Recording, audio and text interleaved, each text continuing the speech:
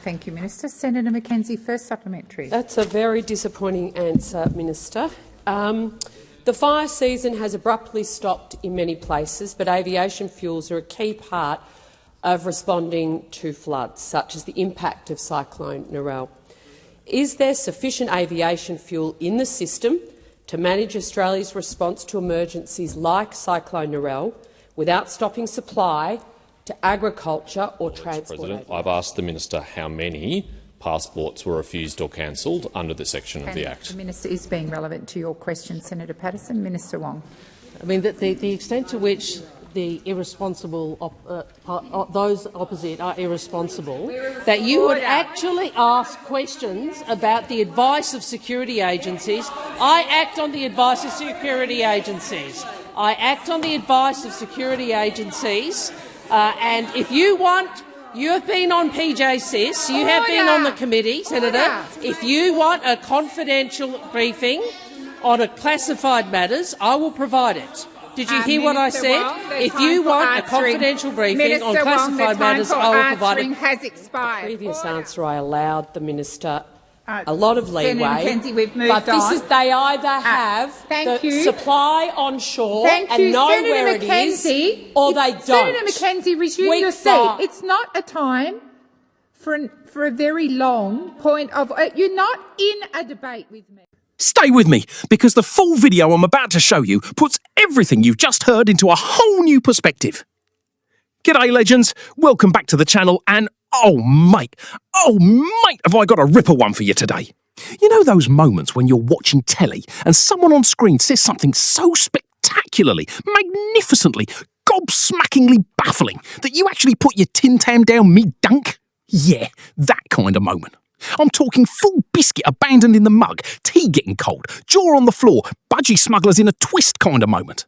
Because what we witnessed recently in the Australian Senate was so extraordinary, so absolutely top-shelf bewildering, that I had to sit down, make a cup of tea, actually, scratch that, I needed something stronger, I made a Milo, and just have a proper think about what the bloody hell just happened in the halls of our democracy.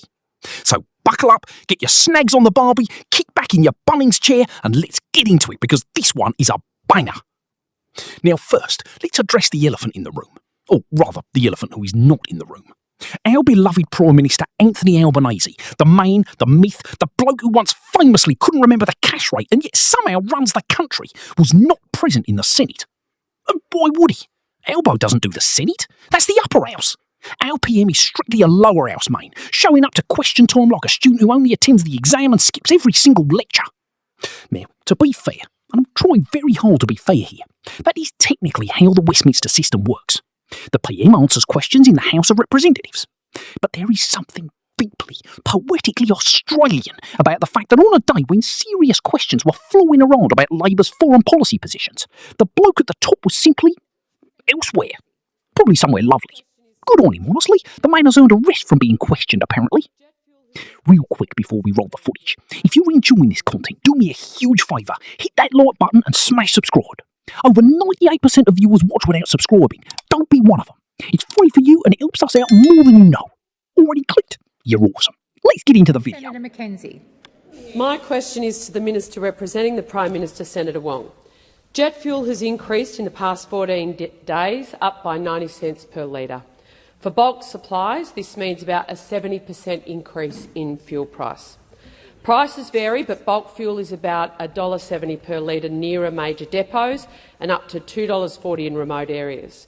What is the Prime Minister's plan for managing a jet fuel or avgas shortage, and how is this to be communicated? Thank you, Senator Mackenzie. Minister Wong. Thank you, President. Thank you to the Senator. Jet fuel is obviously one of the areas that we have been focused on. I think Minister Bone has spoken about this previously, that we have an effect on Australian markets as a consequence of the effect on global markets, probably the largest energy shock in many decades. And that conflict is placing pressure on supply chains across the economy. It is placing pressure on a number of liquid fuels. The government's doing a number of things. The first is obviously to continue to engage with international partners, to continue to engage with industry, and to continue to look to secure alternative supplies. I refer you to my earlier answers in response to your colleagues about the announcements the government has made over the last few days. Thank you, Minister. Senator Mackenzie, first supplementary. That's a very disappointing answer, Minister. The fire season has abruptly stopped in many places, but aviation fuels are a key part of responding to floods, such as the impact of Cyclone WlLL.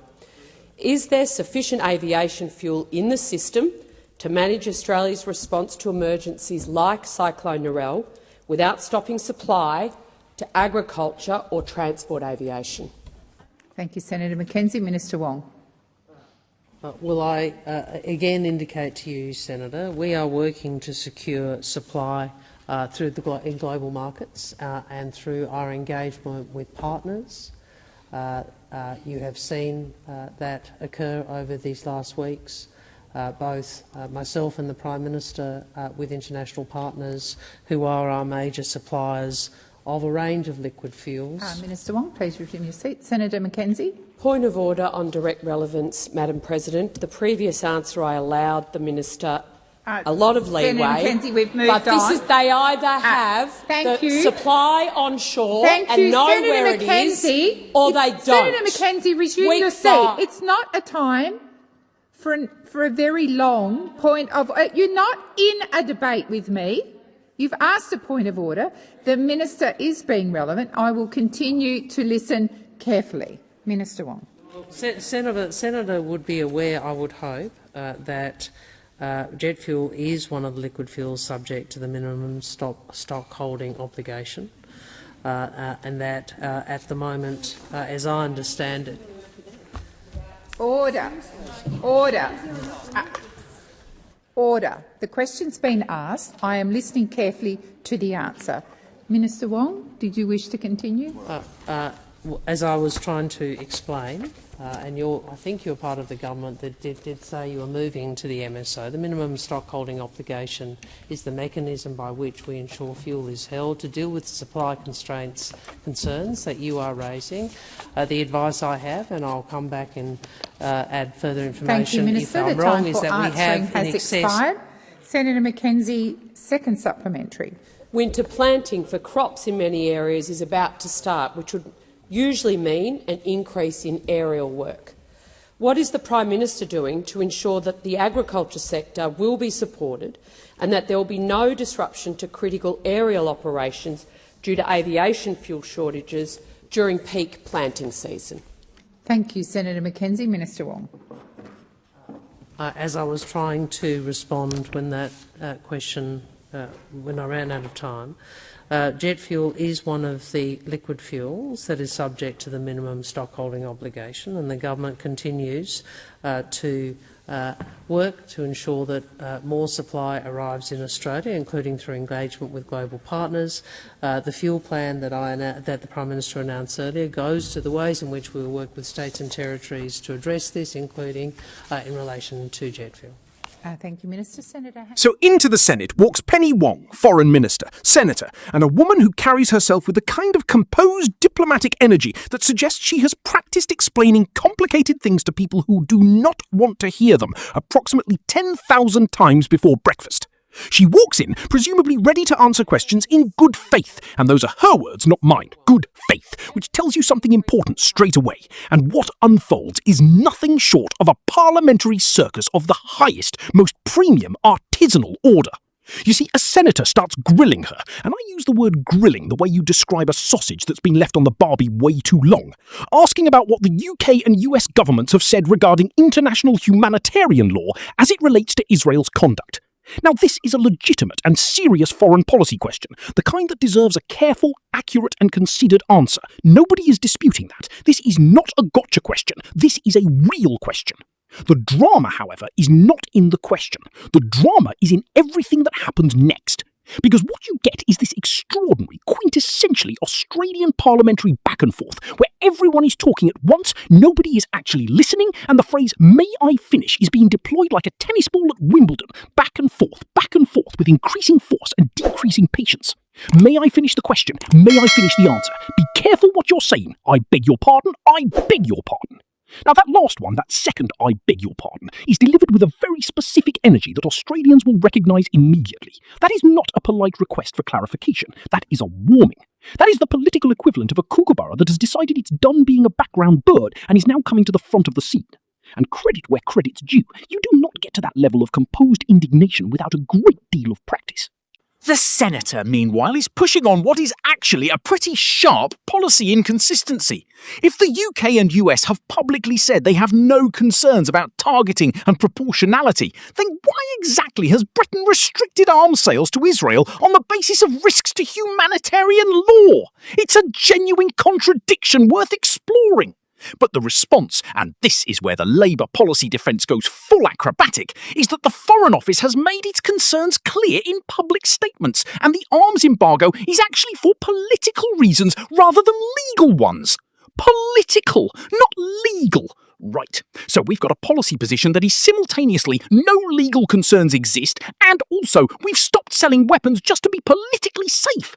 It's the foreign policy equivalent of saying, I'm not on a diet, I'm just not eating carbs, sugar, fats or anything enjoyable for purely personal reasons unrelated to dieting. And here is what makes this whole glorious spectacle so deeply, magnificently Australian. Nobody actually wins. Nobody loses in a clear-cut way. The senator asking the questions doesn't get a straight answer. The minister answering doesn't get to finish her sentences. The committee looks like a school group trying to agree on where to eat. And Albo, bless him, is nowhere near any of it. It's like watching a game of footy where both sides are playing brilliant football but nobody can agree on what the score is. The ref has lost his whistle and the crowd is just absolutely losing their minds in the stands. This is Australian democracy at its most authentic, most chaotic and somehow most entertaining best. And if you made it this far without spitting your Milo on the screen, smash that like button, subscribe and I'll see you in the next one. Cheers, legends.